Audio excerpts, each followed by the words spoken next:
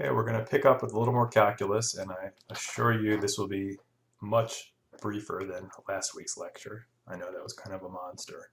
So what we're going to do this week is we're going to take what we learned last week and use it in graph sketching, and more importantly, in finding maximum or minimum values of a function over a region, which, as you probably remember, or maybe you've blocked it out, we did that in week 3 using linear algebra.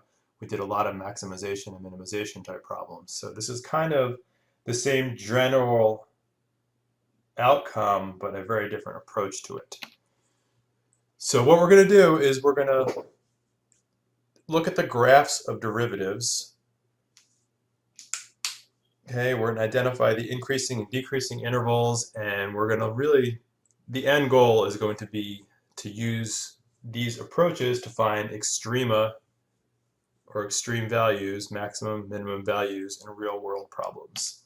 So the graph I want you to keep in the back of your mind this lecture is the cost of producing X, we'll call them widgets because we like widgets, is given by this equation. We can produce a maximum of 500. How many should we produce in order to minimize cost? Okay, so what value of X will allow us to minimize C, the cost? Okay, so what we're really doing, as I mentioned, is we're using what we learned last week to be better at sketching curves and picking out extreme values. And your authors do a great job with this. I'm just taking a slightly different approach, and I'm not doing it to confuse you. I'm just doing it to give you kind of a second new perspective on how to approach these. Okay, so the first thing we need to look at are second derivatives. Okay, and once you can do a first derivative, a second derivative is really just more of the same. There's no rocket science behind this. So the nomenclature is a little confusing. It's f prime prime of x, or y prime prime, or d squared y dx squared, and there are other ways, but these are the most common. But all a second derivative is, as I mentioned, it's just a derivative of a derivative. So in this case, we have f of x as defined there. The first derivative is 8x squared minus 24x, which you can do in your sleep by now, plus 1. And the second derivative is just the derivative of that derivative. So you keep going one more time, same approach, 16x minus 24. Okay, and extrema are the minimum and maximum values that a function can reach. Okay, and there are two kinds of extrema, and this is really important that you understand the distinction. You have relative and absolute. Okay, relative extrema are the maximum and minimum values on a given domain. Absolute are the maximum and minimum values over infinity. It's as far as you can go down the x-axis in either direction. Okay, and depending on whether you are given the endpoints of the interval will help to tell you whether you have relative or absolute extrema. So just keep that one in your mind, and it'll make a little more sense later. So we're going to kind of overkill an example here. Okay, I'm going to ask you to analyze what is a relatively simple function, and you probably already know what the graph of this looks like, but we're going to look at, using my approach, the graph of x squared minus 2x. Okay, and we're going to kind of go methodically step by step here, and I'm going to whiz through it because I know this is a pretty simple example. So the first thing you want to do is you want to find the intercepts, the y-intercepts and the x-intercepts. So the y-intercepts is where x equals 0, the x-intercepts is where y equals 0. And notice that I'm using y and f of x interchangeably here, which is perfectly acceptable. So you set x equals 0, you find the y-intercept is y equals 0. If you set y equal to 0, you see the x-intercepts are at x equals 0 and x equal 2. Okay? Pretty routine stuff. You're just seeing where it crosses the axes. Next thing, you want to check where is the function undefined. Okay, in this case, there's nothing that would make it undefined. There is no denominator, there's no square root, there's no logs, there's nothing that would make this an undefined function. Okay, the step after that, the fourth step, you want to find the first and the second derivatives. Okay, a fairly simple function. So the derivatives are not that complicated. First derivative is 2x minus 2. Second derivative is just 2. Okay? Nothing fancy so far, just a few calculations. Okay, the next step, you want to find where is the first derivative equal to 0 or it doesn't exist. Okay, so the first derivative was 2x minus 2. It exists everywhere, but we see it equals 0 at x equals 1. Okay, so what that tells us, the point where the first derivative equals 0 is either going to be a local maximum or a local minimum. Okay, we don't know if it's going to be absolute, but we know it's going to be local or relative maximum or minimum.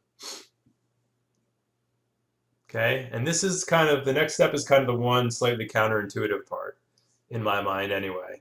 So once we know the point where there is an extremum is the singular, we use the second derivative to find the type of extrema.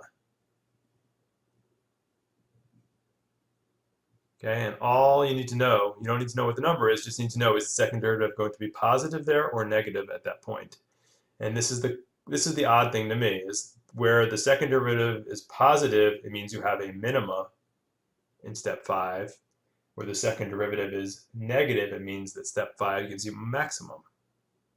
Okay, so in this case, the second derivative is always positive, so any extreme point, any extremum that we find is going to be a minimum. Okay, so it's a little flip-flopped. The second derivative is positive, it gives you minimum. Second derivative is negative, it gives you a maximum. Okay, and now you want to test the endpoints in order to see if the minima that you find in step 5, is that a maximum or is that a local or relative, or is it an absolute? Okay, is it a relative extremum or is it an absolute extremum? Okay, in this case we do not have an endpoint to test. So all we know is that x equal 1 is going to be a local minimum. Okay, so 5, 6, and 7 are kind of all intertwined steps. Okay, so now we found the extrema. Now we want to see the actual function. Where is it increasing? Where is it decreasing? Okay, and this is just really a matter of understanding that the slope of a function is its derivative. Okay, the slope of a function is its derivative. So where the derivative is positive, it's going to be positive slope. Where the derivative is negative, it's going to be a negative slope. Okay, so you want to take the derivative and see where it's greater than 0 and see where it's less than 0. Okay, it's greater than 0 if x is greater than 1 here. It's less than 0 if x is less than 1 here. Okay, so that tells you where it's sloping up, where it's sloping down. Okay, so now going back to the second derivative, wherever the second derivative equals 0 or doesn't exist, that's going to be the inflection point. Okay, where the inflection point, what the inflection point is where the concavity changes. Okay, the concavity is whether your function is facing upward, whether your curve is opening upwards or opening downward. And a good mnemonic, as I have down here, if it's concave up, then it's U-shaped. If it's concave down, emphasizing the N, it's N-shaped. Okay, and this will all make a little more sense once you actually see the curve itself. Okay, and the last step, as far as the analysis goes, okay, and sorry, here I got into the general, not the specific. Here, there is never a point where the second derivative equals 0. Okay, the second derivative here is always going to be 2. Okay, so that kind of leads us to the next step. If the second derivative is greater than 0, that's the region where it's concave up. If it's less than 0, that's the region where it's concave down. Okay, in this case, the second derivative is always greater than 0, so it will only be concave up. Okay, so when you put all that together, you have the intercepts, you have the minimum at x equals 1, you have the negative slope to the left of x equals 1, the positive slope to the right of x equals 1, and the fact that it's always concave up. Okay, if you hand draw this guy, this is what it looks like. Okay, again, I realize overkill with an easy function, but I wanted you to see how all of these pieces fit together to give you the answer. This is really a lot like detective work. You're just finding clue, clue, clue, clue, and then you put it together to draw a final conclusion. In this case, the final conclusion is the sketch. Okay, why is this important? I know that you guys have graphing programs, you have graphing calculators, you have smartphones that can do graphs. Okay, there is an app for this. I know there is. But it's important because we're human and we make mistakes when we input data. Okay, you really need to have an idea in your head of what the final result should look like, or at least some characteristics of it before you take your result and do anything with it. So you really don't want to risk the old GIGO principle. Okay, garbage in, garbage out. Always have an idea of what the final answer should look like, just to give yourself a sanity check. Okay, so let's do a slightly tougher example. Okay, and we're going to go through this a little bit faster. I'm going to skip some steps here, which you, of course, can add in at your leisure. So we're looking at the graph of x to the fourth minus 2x squared. Okay, first steps, you want to find the intercepts. Okay, y-intercept is 0, 0, x-intercepts as 0, 0, negative 1, 0, and 1, 0. Those are all your intercepts. Okay, remember the extrema are the places where the first derivative equals 0. Okay, so you take the first derivative, which in this case is 4x cubed minus 4x. Okay, that's the first derivative. So where is 4x cubed minus 4x equal to 0? It equals 0 at x equals negative 1, 0, and 1. Okay, interestingly, and this does not always happen, the x-intercepts and the point where the graph, where the extrema are, happen to be the same points.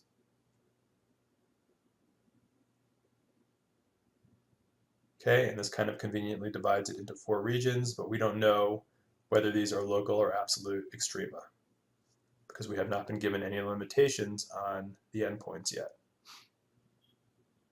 Okay, so we're going to use the second derivative test to at least see whether these are local maxima or local minima. Okay, so the second derivative at x equals, the second derivative calculationally, as you figured out already, is 12x squared minus 4. Okay, and if you plug either negative 1 or 1 into 12x squared minus 4, you get a positive result, which means those are minima. If you plug 0 into that, you get a negative result, which means that's a maximum. Okay, so you have minima at x equals negative 1 and 1, and you have a maximum at x equals 0. And again, at this point, we're just assuming that they're relative local minima or maxima. We are not assuming that they're absolute. Okay, after we find that, the next step was to see what the slopes look like.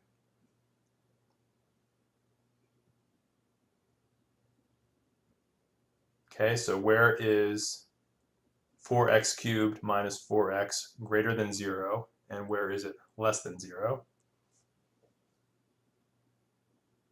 Okay, and as you can see, this is 4 different regions because we have 3 places where the derivative equals 0. Okay, f prime of x equals 0 at x equals negative 1, x equals 0, and x equals 1. So it divides it into 4 separate regions. So we have region 1, x less than negative 1.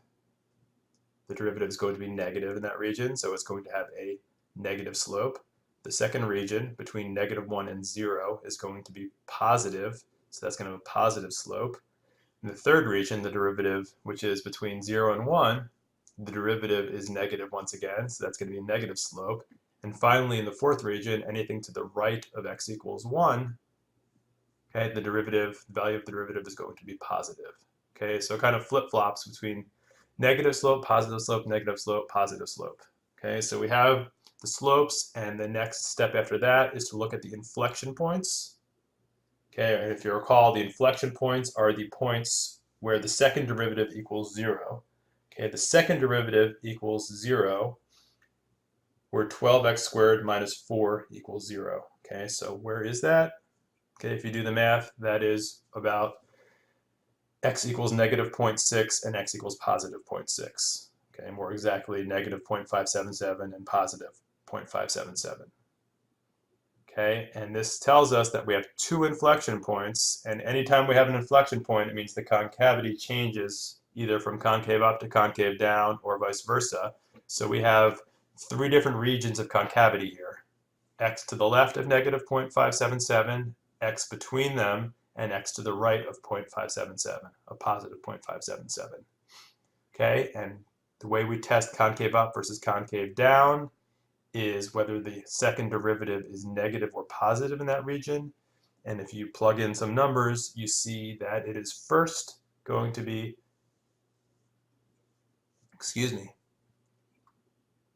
first going to be concave up, then concave down, then concave up again. Okay, sorry, I kind of skipped that last one. But it goes concave up in the first region, concave down in the middle region, and concave up again in the third region. So if you put all of that together, this is what it looks like. Okay, what do you notice on this graph? Okay, I circled the inflection points, and you can see it goes from left to right. It starts concave up, and then right around where that circle is, which is negative 0.577, it goes to concave down, and then it switches again, and sorry, those circles were estimates, but you can see that it goes to concave up again. And as far as the extrema go, you can see that the extreme points are x equals -1, x equals 0, and x equals 1. And from the graph, you could see that x equals -1 and x equals 1 will give you not just the local minima, but the absolute minima. But x equals 0 is only going to be a local maximum. Why? Because if you look at the endpoints, it keeps getting higher and higher on the endpoints. Okay, so that's the difference between local and absolute extrema. Okay, so just make sure that you can get from here, all that mess, to here, and understand how they tie in together. So once you can do that, this next guy is easy, relatively speaking anyway.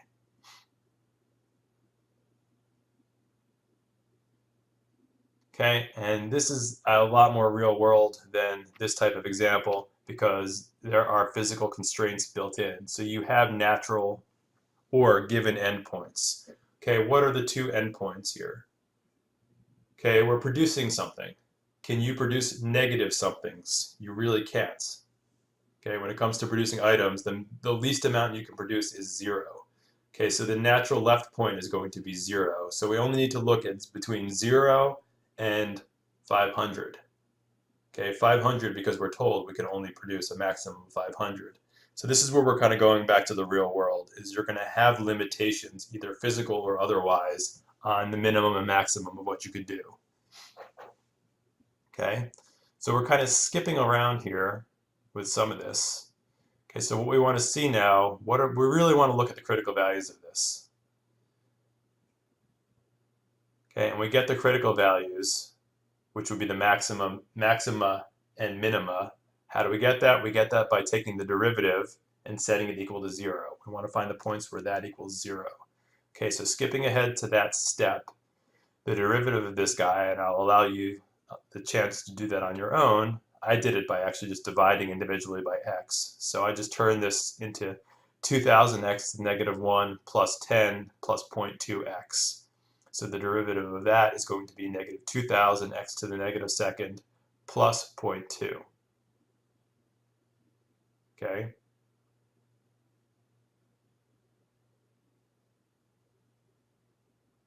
Okay, and you can see that this guy is going to equal 0 for x equals plus 100 or x equals minus 100. Okay, and one of these points just does not work. Okay, x equals minus 100 cannot work because you cannot have a negative amount of items produced. So the critical value here we have is x equals 100. So the point we need to test, okay, we need to test x equals 100 to see whether it's a to see whether it's a maximum or a minimum. We also need to test the endpoints. Okay, you need to test x equals 0 and x equals 500. Okay, so the 3 points we want to test to see whether they're maxima or minima are 0, 100, and 500. Okay, and one of the easy ways to test it is you just plug it back into the original problem. Okay, I know this was a little deviated from what we did before, but that's one way to test it. Another way to test it would be to look at the derivatives and to see if they're positive or negative at that point. Okay, so we have three different possibilities here. The cost of making 500 items is 114. The cost of making 100 items is 50, but we don't know what the cost of making 0 is. And remember, we're trying to minimize the cost. So we really need to know, what is that going to look like?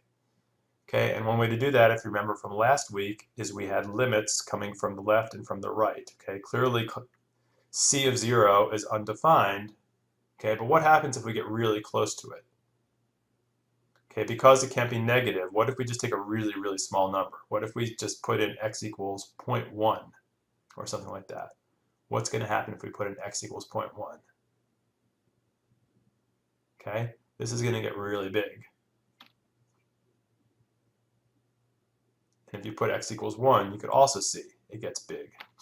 Okay, at x equals 1, it's going to be 2,000 or so divided by 1. So that's about 2,000, give or take. Okay, so with small numbers, the cost is going to get large. Okay, so that's not what we want. We want to minimize the cost. And clearly here, the cost gets minimized for 100 items. Okay, and if you look at the graph, which we could have gotten again using our magical calculus approach, but instead I just took the easy way out and graphed it manually, or sorry, graphed it using a program. Okay, what do you get here? You could see that the minimum cost is at 100. Okay, so different approaches, different ways to solve it, and this is just one way to solve this problem. And for your own review and I think education, you might want to go back and actually solve this guy, come up with this graph using this whole approach, the 10-step approach that I gave you. Okay, just a suggestion, but now that you understand that, I will see you next week.